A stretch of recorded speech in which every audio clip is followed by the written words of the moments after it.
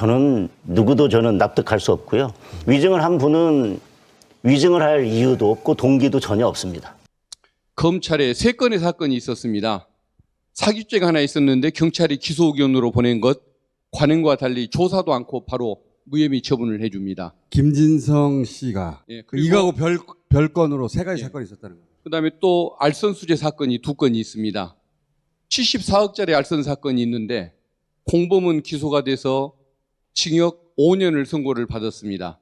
근데 김진성 씨만 지금까지 기소를 안 하고 있습니다. 또 하나의 액수불상의 알선수재 사건이 또 있는데 이것도 처리를 안 하고 있습니다. 그러면 김진성 씨 입장에서는 검찰에 협조를 해주고 위증죄로 작게 처벌을 받고 그 중요한 사건들은 기소를 안 해주는 이 상황을 기대를 했던 것이겠죠. 그리고 재판부에서도 인정했지만 이재명 대표가 위증을 한 사람에게 김모 씨에게 그러니까 유리한 증언을 해달라고 부탁하고 교사 행위는 있었다라고 인정하면서도 그 2002년에 그런 일이 불거졌을 때 성남시장과 KBS 측에서 야, 사칭 주범은 이재명을 몰아가자.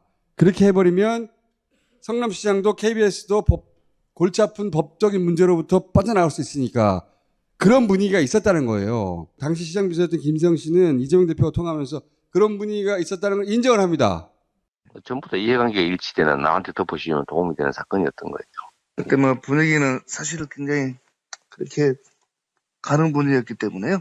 이재명 대표하고 김진석이 통화할 때 아주 자연스럽게 이재명 대표를 주범으로 모으는 캠프 내에 그런 분위기가 있었다는 것을 자기가 스스럼없이 얘기를 해요. 스스럼없이 얘기를 했는데 처음 조사받을 때는 그렇게 또 말했어. 그런 분위기 있었고요. 이재명 대표는 나한테 사실대로 말하라고 해서 사실대로 말한 거예요.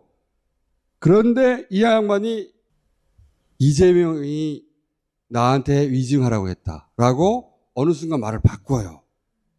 검찰에 가서는 내가 이거 모르는 것을 아는 채 했다고 얘기한 거예요.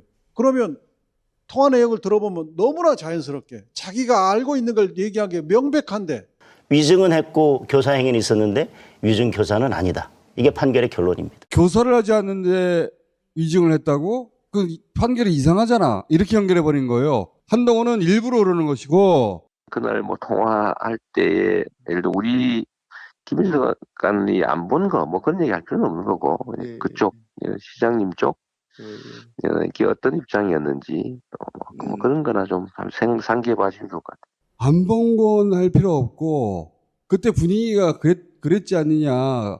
그걸 상기해달라. 이게 위정 교사일 리가 없잖아.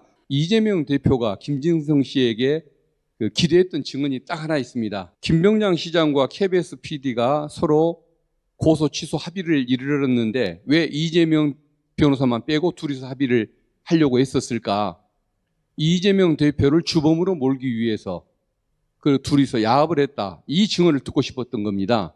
사실은 검찰이 일부만 보여줬거든요. 위증 교사 사건 조사받을 때 제가 녹취록을 좀 달라고 했더니 1시간이나 걸려서 줘요. 나중에 왜 그런가 봤더니 김인섭 씨 안부를 묻는 내용이 있지 않습니까? 이재명 당시 경기지사가 김진성 씨하고 통화하는 내용 중에 김인섭이라는 분의 안부를 묻는 내용이 나옵니다. 만난 지가 너무 오래됐으니까 안부를 묻는 거거든요. 근데 검찰이 별도로 수사하고 있었던 백현동 사건이 있지 않습니까?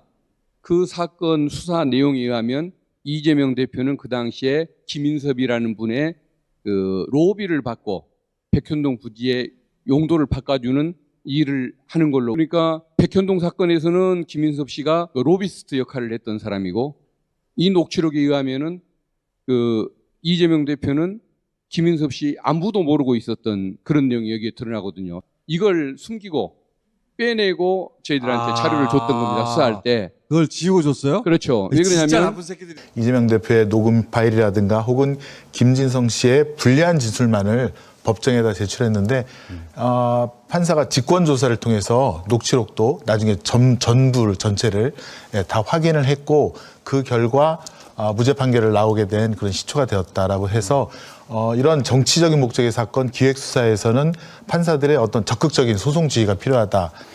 이 김진성 씨라는 분이 위증을 해야 될 이유가 전혀 없습니다.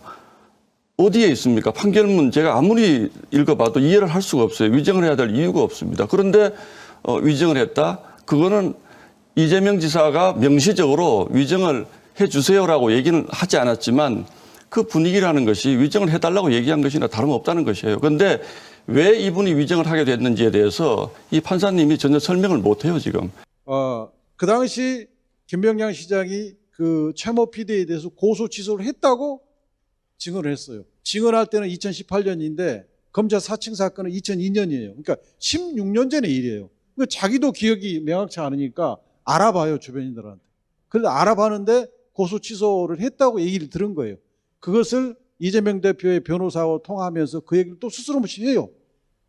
그러니까 그 두 개를 들어보면 이 사람은 분명히 고소 취소했다고 알았기 때문에 그렇게 증언을 했던 거거든요. 이걸 판사가 보니까 너는 허위 자백한 거야.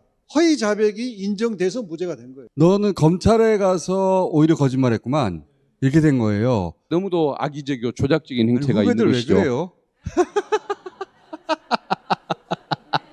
답을 좀 해보십시오. 어떻게 해요? 공통점이 있어요. 증인이 말을 바꾼다는 거예요. 원래 그렇게 말하지 않던 사람이 입장을 바꿔가지고 이재명에게 불리한 이야기를 하기 시작하고 그 사람들은 검찰의 코가 깬 사건들이 있는 사람들이에요. 이 판사는 꿰뚫어 봤다고 봅니다. 이게 이렇게 된 사건인 것 같은데 예, 그렇습니다. 그렇다고 예. 검찰 니네 그렇게 수사했지 말은 할 수가 없으니까 판결로 말한 거죠. 그렇습니다.